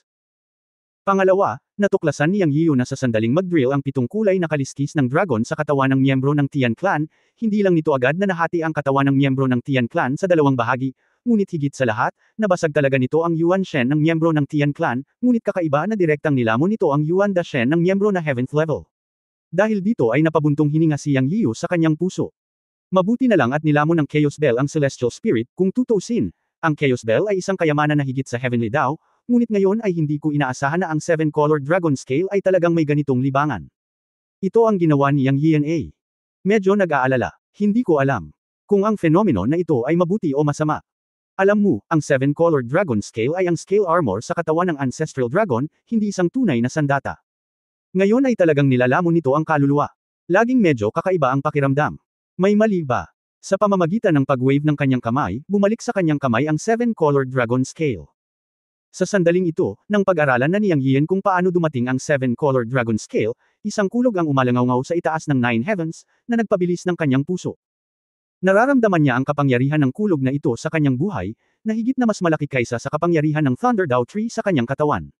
At ito ay tila nagmula sa labas ng langit, at ito ay tila ipinanganak sa kanyang dagat ng mga ulap. Sa isang iglap, inilabas ni Yang Yian ang kanyang espiritual na pakiramdam upang suriin. Sa kanyang dagat ng mga ulap, lahat ay maaaring iharap. Ngayon lang, nakatuon siya sa pakikitungo sa Celestial Clan na ito ng ika-4 na antas ng Heavenly Dao, at hindi pinansin ang ibang tao at si Duan Xingang. Ngunit hindi niya alam kung ang kulog na ito ay may kinalaman kay Duan Xingang. Palagi niyang nararamdaman na hindi ganoon kadali si Duan Xingang. Nakikita. Ito, lumubog ang puso ni Yang Yian. Ngunit nakita niya ang isang bola na napapalibutan ng kidlat sa kamay ni Duan Xingang sa kanyang espiritual na kahulugan. Isang napakanipis na lilang kidlat ang dumiretso mula sa bola at umabot sa langit. Tumangala si Yang Yian at nakita na ang kidlat na tumakip sa kalangitan at ang araw ay bumaba mula sa langit sa labas ng kanyang dagat ng mga ulap. Boom! Halos sa isang iglap, nakita ni Yang Yian na ang kanyang dagat ng mga ulap ay direktang nawasak ng walang katapusang kidlat, at ang kidlat ay direktang bumagsak. Diyos ko! Napamura siya sa pagmumura, at tumindig ang balahibo sa buong katawan. Hindi siya nagatubili na i-flash ang kanyang hangin at ulap na mga pakpak at tumakas pababa, dahil nakaramdam siya ng takot at pakiramdam na kung siya ay tamaan ng ganoon kalaking kidlat, siya ay maaaring mamatay. Isa lang ang nasa isip niya, tumakbo. Bagamat hindi niya alam kung ano ang nangyayari, naisip niyang may kaugnayan ito kay Duan Xingang. Naisip niya sa kanyang sarili na talagang hindi simple si Duan Xingang. Walang pagdadalawang isip na bumalot sa kanyang buong katawan ang lakas ng hangin at mga pakpak ng ulap. Direkta pa niyang inactivate ang Dark Armor, at binalot din siya ng Chaos Bell sa unang pagkakataon. Gayunpaman, ang lahat ng kapangyarihan na maaaring sumabog sa depensa ay ibinigay. Nakaramdam siya ng kawalan ng kapangyarihan, at ang tunay na lakas ng kulog at kidlat ay direktang dumating sa kanya. This time, baka mamatay na talaga siya. Ang kulog at kidlat sa kalangitan ay bumagsak, at si Yang Yiu ay agad na lumubog dito. Ang kanyang 100,000 metrong dagat ng mga ulap ay naglaho kaagad. Naramdaman ni Yang Yiu na ang lahat ay nasa kaguluhan. Panay ang dagandong sa lahat ng parte ng katawan niya. Ang Chaos Bell at ang maitim na baluti ay hindi nakayanan ang napakalakas at nakakatakot na kulog at kidlat, at lumiit ang mga ito pabalik sa kanyang katawan. Ang huling nagtatanggol na hangin at mga pakpak ng ulap ay lumaban ng halos 2 paghinga, at pagkatapos ay nawala. Sumigaw si Yang Yiu, pakiramdam na naagnas na ang buong katawan niya, at muntik na siyang mawala ng malay. Sa kabutihang palad, sa oras na ito, nawala ang kulog at kidlat sa kalangitan. Ngunit ang kanyang katawan ay direktang lumapag, mula 10,000 metro ang taas hanggang sa isang bundok sa ibaba, at sa isang putok, ang buong bundok ay sumabog. At sa itaas ng kalangitan, lumipad pababa si Duan Xingang kasama ang natitirang 2 pang-4 na antas na Heavenly Dao. Chapter 2807, Madam, kung hindi ka lalabas, mamamatay ako. Nasaan si Mr. Yang sa sandaling ito? Hindi siya kumikibo sa malaking hukay. Siya ay tinamaan mula sa langit ng kidlat na tumakip sa langit at araw, at ang isang tuktok ng bundok ay direktang pinatag, na nag-iwan ng isang malaking hukay. Kung hindi dahil sa banal na katawan, nabasag na sana siya sa laman. Siyempre, hindi ito ang punto. Ang punto ay direktang inatake siya ng kidlat, at parang nabali ang lahat ng kanyang mga buto at panloob na organo. Sobrang seryoso. Sa oras na ito, maliban sa kanyang kamalayan, hindi siya nasa mabuting kalagayan sa lahat ng iba pang aspeto. Ang mga meridian ay nasira, ang banal na ilog ay may mga bitik, at ang kaluluwa ay nasa kaguluhan at hindi makagalaw. Bagamat siya ay nagdusa ng mga pagkawala sa kanyang alaala, hindi siya nagdusa ng pagkawala tulad ngayon sa mahabang panahon. Ahem. Si Mr. Yang ay dumudura ng dugo. Siya. Nakaramdam ng matinding pait sa kanyang puso. Malakas siyang nahulog sa pagkakataong ito. Ito ay bihira. Na siya ay inabuso ng ganito. Ngunit muli, ang pag-atake ni Duan Xingang ay talagang napakalakas. Sariwa pa sa kanyang alaala ang lakas ng kulog at kidlat na naramdaman niya ngayon. Ito ay kakilakilabot. Hindi pa siya nakaranas ng ganito kalakas na puwersa ng kulog at kidlat. Nagbigay ito sa kanya ng pakiramdam ng force major. Sa sumunod na sandali, nakita niya si Duan Xingang at dalawang tiyandaw na nahulog mula sa langit.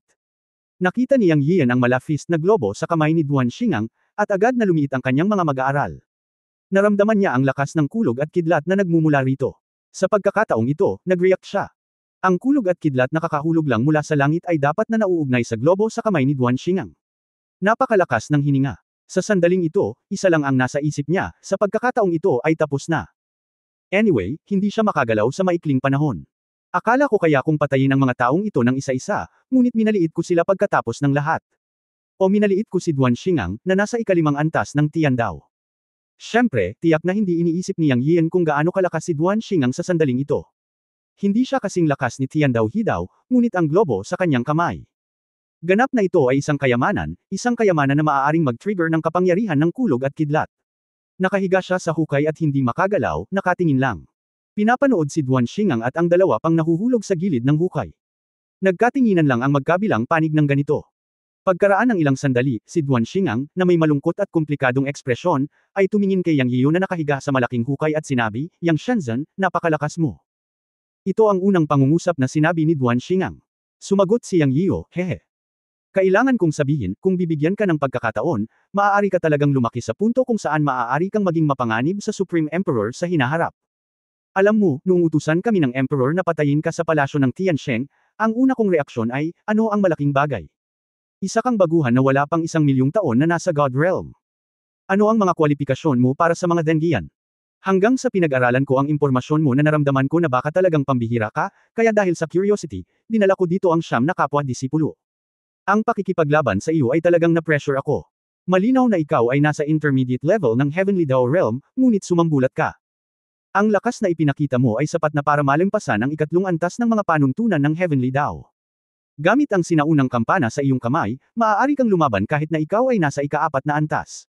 At, kakaiba ang pares ng mga pakpak sa likod mo. Mayroon silang kapangyarihan ng pinagmulan ng hangin at ulap, at maaari talagang maglabas ng sarili nilang espasyo. Kahit ako, na nasa ikalimang antas ng Heavenly Dao, ay halos hindi makalaban sa iyong tukana. Ikaw ay napakakakaiba at mahirap pakitunguhan. 7 sunod-sunod mong pinatay ako.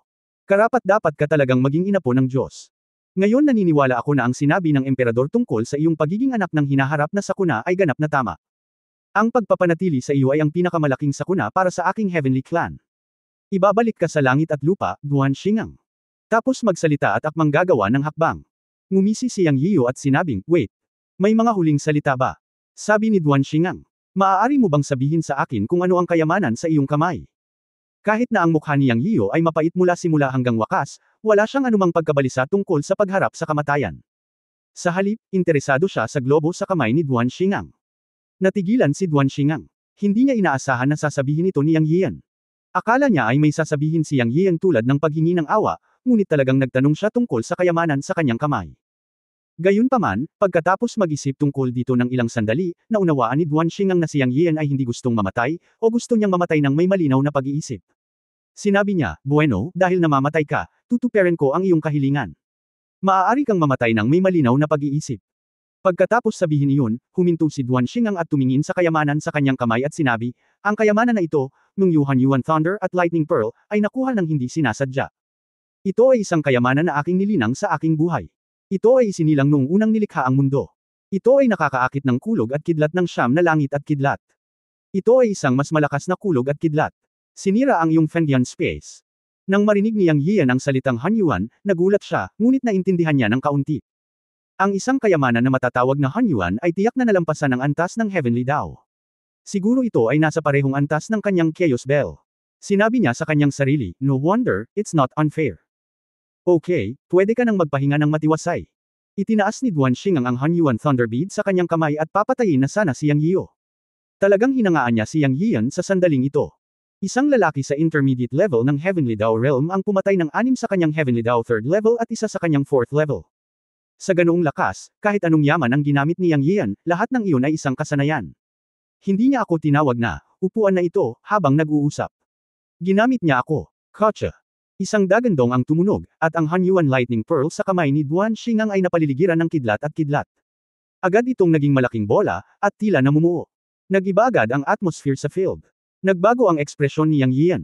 Naramdaman niya ang nakakatakot na aura ng kidlat at alam niyang may sisimulan si Duan Xing. Kung ang pag-ataking ito ay bumagsak sa kanya, hindi siya makakagalaw sa sandaling ito, at malamang namamatay siya kapag siya ay nataman. Siya. Hindi ma-activate ang anumang mana artifact, at kahit ang Hanyuan Chi ay hindi ito maramdaman. Siyempre, kahit napakilyusan niya ang Hanyuan Chi sa sandaling ito, wala siyang tiwala na kakayanin niya ang kidlat na pag-atake ni Duan Xing. Hindi yun ordinaryong kidlat, ngunit ang Hanyuan Lightning Treasure. Ang aura ng kapangyarihan ng kidlat na nakapaloob dito ay nakakaramdam siya ng palpitations. Paano niya ito malalabanan? Kung naghintay lang siya ng ganito, siguradong dead end na. Bahagyang nagbago ang mukha ni Yang Yiyan, ngunit hindi pa siya natatakot. Si Duan Xing, na nagmamasid sa kanya, ay naguguluhan din. Alam niya ang sitwasyon sa loob ng katawan ni Yang Yiyan, at hindi siya makagalaw. Wala man lang siyang ipinakitang takot noong malapit na siyang mamatay. Hindi ito makatuwiran. Kahit na ang isang Diyos ay hindi maaaring maging kalmado. Hindi kaya may ibang paraan ang batang ito. Ganito ang naisip ni Duan Xing sa kanyang puso. Kahit na ano paman, si Liang ay hindi makagawa ng anumang mga alon. May tiwala siya sa Hanyuan Lightning Pearl sa kanyang kamay. Kahit na ang isang malakas na tao sa unang antas ng hidaw ay kailangang umiwas sa matalim na gilid. Itinaas niya ang kanyang kamay at ipinutok ang namumuong kidlat patungo kay Yang Yiyan. Pumunta ka. Biglang ang isang malaking bola ng enerhiya ng kidlat ay naging 8 o 9 na metrong haba ng kidlat na python, dumiretso sa Yang Yiyan, na naglalabas ng napakalakas na aura. Bitik. Ang tunog ng kulog at kidlat ay umalangaw-ngaw sa buong mundo.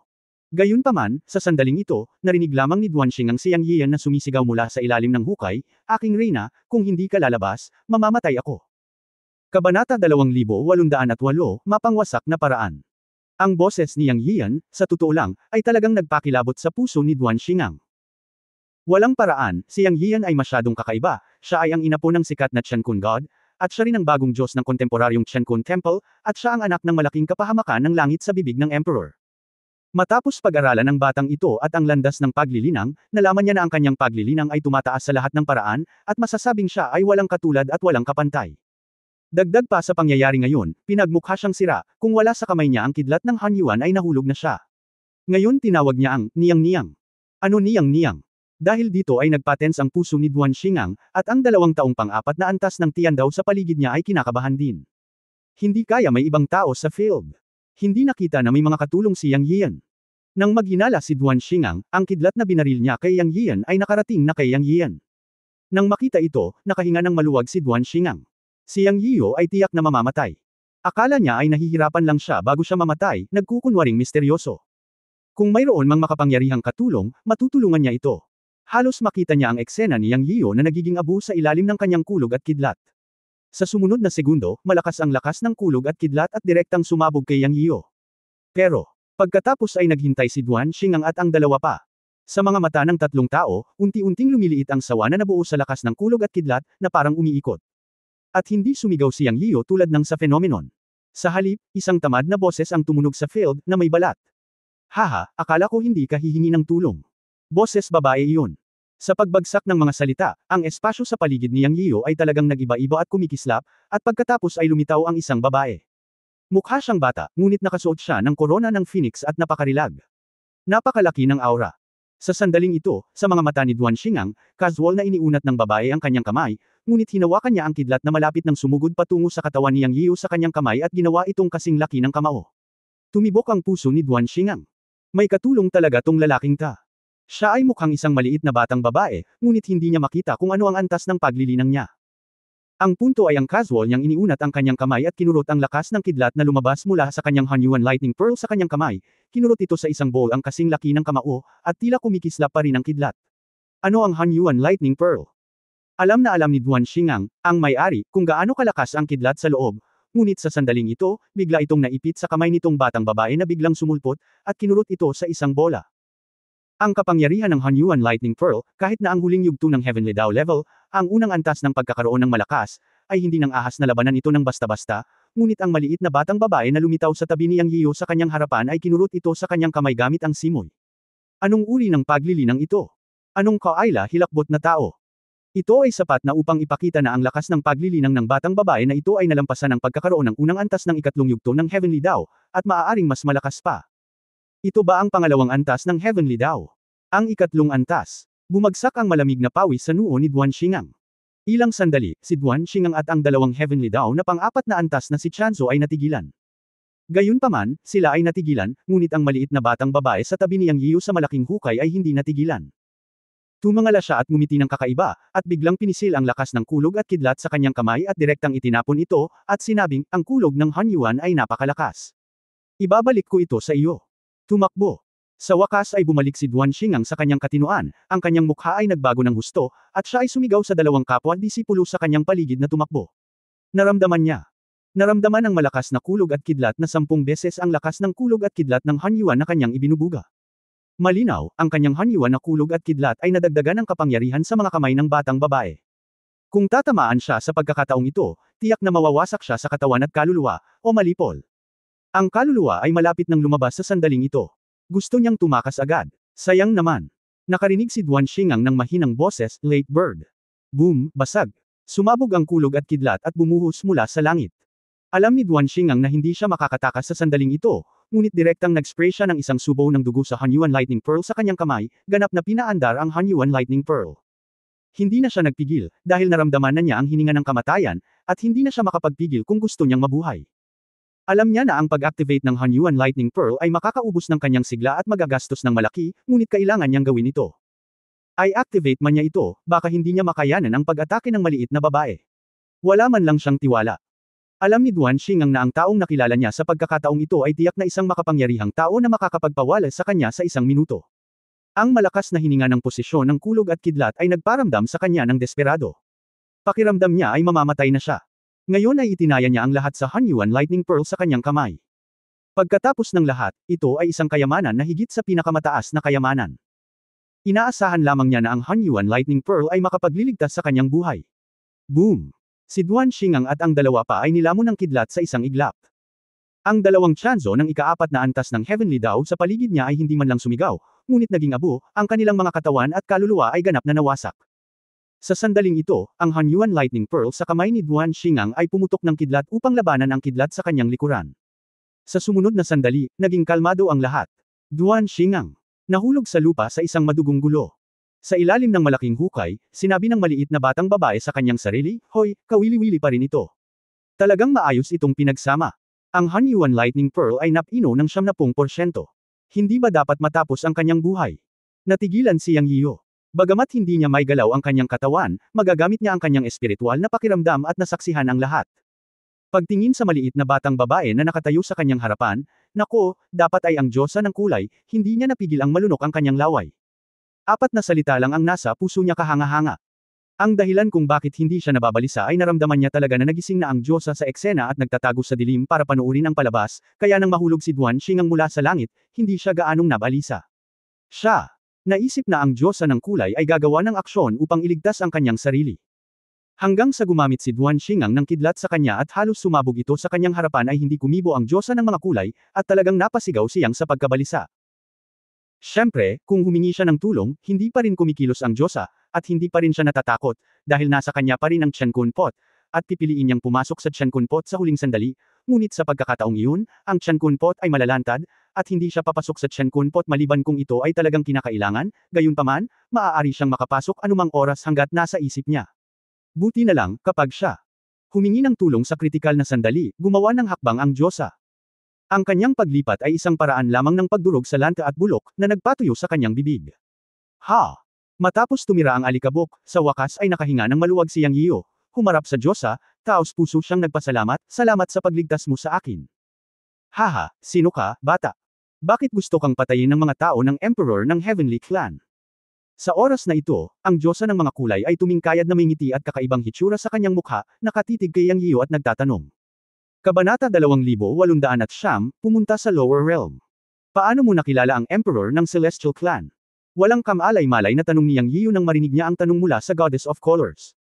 Gayunpaman, alam niyang nagtanong siya ng isang hanggal na tanong nang marinig niya ito. Dahil ang Goddess of Colors mismo ay isang reincarnated cultivator, natural na pamilyar siya sa lahat ng bagay sa God Realm. Bagamat nabawi niya ang kanyang mga alaala sa kanyang nakaraang buhay, hindi niya nakalimutan ang kanyang mga alaala sa buhay na ito, kaya hindi nakakagulat na kilala niya ang Emperor ng Celestial Clan. Hehe, sumulyap sa kanya ang Goddess of Colors. Well, alam niyang ang tungkol sa kanyang pagkakakilanlan, at malalaman din ito ng Goddess of Colors sooner or later. Mas mabuting sabihin sa kanya ngayon para maiwasan ang anumang hindi pagkakaunawaan sa hinaharap. At saka, ang kaaway ng malaking tao na ito ay maaaring mas malakas kaysa sa Emperor. Ang Emperor ay maaaring hindi isang makapangyarihang karakter sa kanyang paningin, kung hindi ay hindi niya napatay si Duan Xingang. Siyempre, si Duan Xingang ay hindi papatay sa sandaling ito, at nakahiga sa labas ng malaking hukay, ngunit siya rin ay nasa isang estado ng higit na paglanghap kaysa pagbuga. Huminga ng malalim, sinabi ni Yang Yian, ako ay mula sa Ascending Clan, ang inapo ng Qiankun God. Sa ilang salita, ikinwento niya ang kwento sa pagitan niya at ng emperador ng Celestial Clan, ngunit medyo kinabahan siya pagkatapos niyang magsalita, dahil sa mahigpit na pananalita, ang lady boss na ito ay mula rin sa Celestial Clan, ngunit hindi niya alam kung paano niya ito pakikitunguhan. Tumango ang Goddess of Colors at sinabing, I see, ganyan talaga, bakit ka papuntiryahin ng mga tao sa Heavenly Palace sa ilalim ng Emperor, hindi nakakapagtaka. Ano sa tingin mo ang relasyon sa pagitan ng Celestial Clan at ng Ascending Clan? Maingat na tanong ni Yang Yian. Napangiti ang Goddess of Colors at sinabing, huwag kang mag-alala, hindi ako ang Emperor, at hindi ako mula sa kontemporaryong Celestial Clan. Ang Celestial Clan ay naging kaaway ng iyong Fei Shen Clan mula noong huling panahon. Sa labas ng huling panahon, walang ganoong hidwaan sa pagitan ng mga lahi. Ang lahat ng bagay sa tatlong kaharian ay ang dakilang Dao, at ang pagkakaroon ay dapat na ang Dao. Kaya lang may nangyaring mali sa batang Emperor na iyon na idinidiskrimina niya sa iyong Fei Shen Clan. Para sa akin, lahat ng bagay sa Three Realms ay pareho. Huwag kang mag-alala kung ano ang gagawin ko sa iyo, nasa cooperative relationship tayo ngayon. Huwag kang mag-alala, hindi ko papansinin ang kaya kong gawin sa iyo, pero huwag mong kalimutan, kapag kailangan kita, huwag kang magtago. Gagawin ko. Mabilis na nagsalita si Yang Yiyu. Nagpahayag ng kanyang pananaw ang lady boss na nagpapakitang hindi siya maramo na tao, at iba ang kanyang level. Hindi siya titingin sa Fei Shen Clan o sa kanya ng iba. Sinabi rin niya na ang relasyon sa pagitan ng dalawang angkan ay ganap na sariling konsepto ng Emperor, at wala itong kinalaman sa ibang Celestial Clan. Ang Emperor ay hindi maaaring kumatawan sa buong Celestial Clan. May isa pang punto na malabong naramdaman ni Yang Yian na hindi ito sinabi ng malinaw ng Diyosa ng mga kulay. Tila hindi siya masyadong nasisiyahan sa Emperor, o may ibang plano ang Emperador, at maaaring may alam ang Diyosa. Pero ayaw niyang sabihin, kaya wala siyang may tanong. Okay, bumangon ka na, itigil mo na ang pagpapanggap. Sa oras na ito, ngumuso ang Goddess of Colors kay Yang Yian. Ahem, okay, bumangon ka na. Awkward na ngumiti si Yang. Totoong nagpapanggap siya, syempre hindi siya nagpapanggap sa simula, at totoo na siya ay malubhang nasugatan. Ganun pa rin hanggang ngayon. Ang katawan ay makakagalaw lamang pagkatapos lumitaw ang Diyosa ng mga kulay. Ngayon lang, pinakilos niya ang Han Yuanqi upang ayusin ang kanyang katawan, at kumuha din ng isang patak ng tubig ng buhay, na sa wakas ay nagpanumbalik ng mga meridian ng katawan at iba pa, at nagawang paandarin ang mga ehersisyo. Natural lang, nakakagalaw ang katawan. Sa hindi inaasahang pagkakataon, nakita ito ng Goddess of Colors sa isang sulyap. Gayunpaman, ang kanyang panloob na estado ay talagang napakasama, at walang paraan upang mabawi sa maikling panahon, at kailangan niyang magsanay at umayos. Umakyat at tingnan, pagkatapos ay umalis. Ang emperador ng 33 langit na palasyo ay hindi isang mapagbigay na tao. Ang pagkamatay ng napakaraming Heavenly Dao level Masters ay tiyak na magpapagalit sa Emperor. Ang mga kaaway na lilito sa oras na iyon ay maaaring nasa antas ng Hidao. Para sabihin sa inyo ang totoo, hindi ako makakakilos ng maaga. Una, mararamdaman ako ng mga kaaway ko pagkagising ko at tiyak na hahanapin ako. Kung hindi ko nakita na mamamatay ka, hindi ako kikilos ngayon. Kung kikilos ulit ako, siguradong hahanapin ako ng mga kalaban ko. Sa oras na iyon, ikaw at ako ay magkakaroon ng parehong ideya. Pangalawa, hindi ideal ang recovery ko. Muli kitang iniligtas sa pagkakataong ito, at ang estadong nabawi ko sa wakas ay hindi sapat.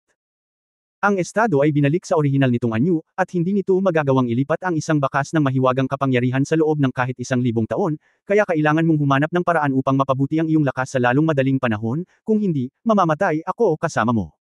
Kahit na hindi dumating ang aking mga kaaway, hindi ko kayang harapin ang pagdating ng mga tauhan ng emperador. Humanap ng lugar para makapagsanay at makabawi, at umalis dito sa lalong madaling panahon. Sa pakikinig sa mga salita ng Diyosa ng kulay, patuloy na lumubog ang puso ni Yang Yiyo, ngunit wala siyang magagawa. Naniniwala siya na hindi na siya muling makakakilos. Upang mailigtas siya, ang Diyosa ng kulay ngayon ay maaaring puwersahang inatake si Duan Xingang at ang dalawa pa. Napakagulo rin ang hininga niya ngayon, at ramdam niya iyon. Susunod, ito ay talagang tulad ng sinabi niya, at ito ay nakasalalay sa kanya. Tumalon ang dalawa mula sa hukay, at lumapit si Yang Yiyo kay Duan Xingang. Sa sandaling ito, si Duan Xingang ay kalahating patay, isang isda sa board, at maaari niya itong patayin anumang oras. Pero hindi niya ginawa iyon. Maghanda na isama si Duan Xingang. Ang matandang ito ay may hawak na Hunyuan Thunder at Lightning Pearl, na isang kayamanan na labis na sakam ni Yang. Ngayon, hanggat napatay si Duan Xingang, naniniwala siya na ang Hunyuan Lightning Pearl ay isang bagay na walang may-ari at lalabas sa katawan ni Duan Xingang. Dapat ko ba siyang patayin? Ito ay isang tanong. Habang nag-aalangan, narinig kong sinabi ng Goddess of Colors, kung ako sa iyo, hindi ko siya papatayin, ngunit gagawa ako ng paraan para kontrolin siya at hayaan siyang sumunod sa akin. Kung tutusin, siya ang King Kong sa ilalim ng upuan ng Emperor. Siya ay mula sa Heavenly Saint Temple at maraming alam tungkol sa Emperor. Nang sabihin niya ito, naunawaan ni Yang Yiyo. Talaga. Kung masusupol si Duan Xingang, buti na lang. Ang una ay ang ikalimang antas ng Heavenly Dao, at siya ang King Kong sa ilalim ng upuan ng Emperor. Ito ang teritoryo ng Heavenly Clan, at ito ay lubhang kailangan na magkaroon ng isang pamilyar na gabay. Siya at ang Goddess of Colors ay hindi maaaring gumamit ng magic power ngayon, at kailangan nilang iwasan ang kalaban. Sa makatuwid, kinakailangang kontrolin si Duan Xingang. Kung paano ko kontrolin si Duan Xingang, pumili si Yang Yiyan ng simple at magaspang na paraan. Anyway, sa sandaling ito, si Duan Xingang ay tinamaan ng Big Boss ng Empress, at siya ay binugbog bilang isang patay na aso. Wala man lang siyang pagtutol. Mapalad na nakabitin para makahinga. Kaya, direktang itinanim niyang ang talisman ng buhay at kamatayan, kinuha ang marka ng kaluluwa ni Duan Xingang, nagdagdag ng dobleng insurance, at kinokontrol siya. Pagkatapos ay dinala niya si Duan Xingang at ang dalawa pa upang lumikas sa lugar na ito, ngunit saan pupunta? Ito ay isang problema. Ang pagpatay sa napakaraming tao na nakaupo sa mga patakaran ng makalangit na paraan, may isip niyang Yiyan na ang buong 33 Heavens Palace ay sisibog. Tila kahit saan siya magpunta ay mahahanap siya. Gayunpaman, sa maikling panahon, siya at ang Empress ng Kaishen ay nangangailangan ng oras upang makabawi. Napakalaki ng God Realm, at ang kapangyarihan ng Heavenly Clan ay nasa buong God Realm, talagang hindi madaling itago. Ang pagpunta sa mundo ng Chenkun Temple ay isang paraan, ngunit hindi nang ahas si Yang Yiyan. Kapag binuksan na niya ang Chenkun Temple ngayon, hindi may iwasang maramdaman siya. Sa oras na iyon, magiging masama kung magpadala ang emperador ng isang malakas na tao upang direktang salakayin ang Chenkun Temple. May mga kamag-anak at kaibigan sa mundo ng Chenkun Temple, at ayaw niyang makipagsapalaran. Nang siya ay nahihirapan, ang Diyosa ng kulay ay nagsabi, pumunta tayo sa mas mababang mundo. Natigilan si Yang Yiyo, ang mas mababang mundo. Hindi ko alam kung mabubuksan ko ang harang, at hindi mo ba sinabi na ang paggamit ng magic power ay matutukoy? Ngumiti ang Diyosa ng kulay at nagsabi, may paraan ako. Kabanata 2810, may 3 dakilang Dharma Master sa Tiansheng Temple. Isang hindi pinangalanang bundok ng engkanto sa mundo ng engkanto. Nakarating na talaga ako sa mundo ng engkanto. Naramdaman ni Yang Yiyan ang hininga sa pagitan ng langit at lupa, tumingin sa paligid at nagmamadaling pumunta sa Huangshan, ngunit hindi niya maiwasang makaramdam ng kaunting pananabik. Ilang taon na ang nakalipas mula nang umakyat siya mula sa mundo ng mga engkanto patungo sa banal na mundo. Hindi niya inaasahan na balang araw ay muli siyang makakababa sa mundo. Siyempre, salamat ito sa Big Boss, ang Goddess of Colors. Hindi ko alam kung anong sikretong paraan ang ginamit niya para magbukas ng space portal. Pumasok siya at nagpakita ulit dito. Nagulat ka ba? Narinig niya ang mga salita ng Diyosa ng mga kulay. Tumanggo si Yang Yiyan, totoo. Narinig ko na napakahirap bumaba sa mundo. Sino ang nakakaalam na ang Diyosa ng mga kulay ay ngumiti at nagsabi, para sa iyo, ito ay talagang napakasimple. Naantig ang puso ni Yang Yiyan at nagsabi, pakiusap, turuan mo ako. Napakasimple. Matapos maabot ang kaharian ng langit, ang pagbubukas ng boundary wall ay isang bagay na lamang ng pagwagayway ng iyong kamay. Kaya lang, wala kang common sense. Nakangiting sabi ng Goddess of Colors. Hindi ganoon kadali. Ano ang kailangan kong gawin? Tanong ni Yang Yiyan na may pagdududa. Ngumiti ang Goddess of Colors at sinabi, ilabas mo ang iyong kamalayan upang maramdaman ang pagkakaroon ng boundary wall, at pagkatapos ay i-activate ang kapangyarihan ng space para buksan ang boundary wall at buksan ang space door. Kahit na wala kang kapangyarihan ng space attributes, hanggat mayroon kang sapat na mana, maaari mo ring buksan ang boundary wall. Kung nararamdaman mo ang mga pagbabago sa pagitan ng langit at lupa, mararamdaman mo na ang dakilang boundary wall ay hindi misteryoso, at ang kaharian ng langit mismo ay isang uri ng tao. Napakaganda ng kaharian na ito. Talaga. Si Yang Yian ay kalahating naniniwala at kalahating nagdududa. Hehe. Pagkatapos ay subukan. Pagkaraan ng ilang minuto, pinakawalan ni Yang Yian ang kanyang kamalayan para maramdaman ito, at talagang naramdaman niya ang pagkakaroon ng boundary wall. At gaya nga ng sinabi ng Goddess of Colors, bagamat hindi niya sinubukan, sigurado siyang mabubuksan niya ang boundary wall anumang oras. Siya ay palaging naglilinang sa kanyang sarili, at bihirang magkaroon ng sistematikong patnubay. Sa simula ng paglilinang, ang matanda ay maaari pa ring magbigay ng patnubay, ngunit sa bandang huli ay walang patnubay. Umasa siya sa kanyang sarili na tumawid sa ilog sa pamamagitan ng pagdama sa mga bato. Hihingi siya ng payo kapag may nakilala siyang maaaring humingi ng payo. Maraming beses, natutunan niya ang ilan sa mga lihim ng paglilinang mula sa iba, at pagkatapos ay napagtanto niya na hindi niya alam ito. Tulad na lamang ng usapin ng boundary wall sa kasalukuyan. Sa patnubay ng Diyosa ng kulay, ito ay isang bagay na syempre. Maraming bagay ang hindi na misteryoso kapag nalaman mo na ang direksyon at naabot mo ang threshold, ngunit kasabay nito, makakatuklas ka rin ng mga bagong kontinente. Natuklasan ni Yang Yiyo ang kahangahangang paggamit ng mana sa kaharian ng langit, at sariwa ang pakiramdam. Ang Goddess of Color rolled her eyes and said, maghanap muna tayo ng lugar para makabawi sa ating mga sugat. Hindi tayo hahanapin ng Heaven Clan sa ngayon, pero hindi ibig sabihin na hindi na nila tayo mahahanap. Makakababa tayo sa mundo, at kaya rin nila. Oo, maghanap ng lugar. Pagkatapos ay nakakita siya ng isang lihim na lambak sa tigang na engkanto na ito upang umatras. Ito ay higit sa lahat para sa kanya upang makabawi mula sa kanyang mga pinsala. Kung tungkol sa Diyosa ng kulay, siya ay napaka-budista. Sinabi niya na hindi niya magagamit ang mana at magtatagal bago ito makabawi sa tuktok. Pinaniwalaan lamang ito ni Yang Yiyo. At nagkaroon din ng comatose na si Duan Xingang na maaaring hindi papansinin. Gayunpaman, pagkatapos niyang kontrolin habang buhay at kamatayan, hindi siya makagawa ng anumang mga alon. Tsaka, koma pa ang lalaking ito, at hindi niya alam kung kailan siya majay gising. Matapos buksan ni Yang Yiyo ang isang kuweba, diretso siyang umatras. Makalipas ang 100 taon, lumabas siya sa pag-urong at sa wakas ay gumaling mula sa kanyang mga pinsala.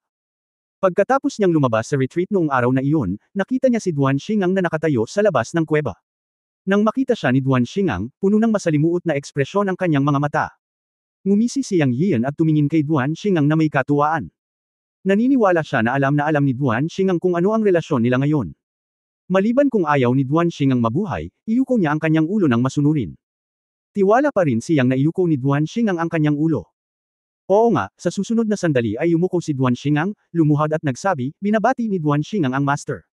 Napakababa ng pangungusap na ito, na parabang naubos niya ang lahat ng kanyang lakas. Para kay Duan Xingang, maswerte siyang nabuhay.